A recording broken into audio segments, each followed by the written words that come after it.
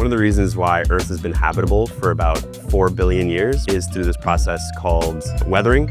So it's basically how naturally occurring rocks and minerals modify the amount of CO2 in the atmosphere in control. And basically how that works is that CO2 in the atmosphere eventually mixes with rainwater. During that reaction, you form an acid called carbonic acid. Eventually that acid reacts with these naturally occurring alkaline minerals like calcium carbonate or limestone. It dissolves in the presence of that acidity, and through runoff, that CO2 has now been converted from this harmful CO2 gas into this much more stable ion called the bicarbonate ion. Eventually that bicarbonate ion will run off through rivers and oceans and is going to be stored in the oceans for thousands of years.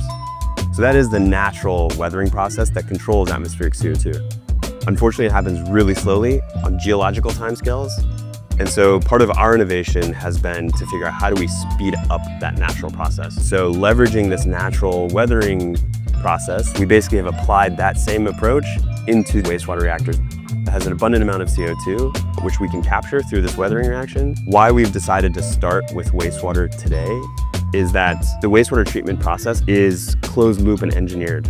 And so it means that the carbon that we can capture is very measurable and very permanent, which is a core component to meeting the moment right now in the carbon removal space. And we have a suite of sensors and monitoring equipment, so we know exactly how much alkalinity or bicarbonate we're forming through this process on its discharge to the natural environment.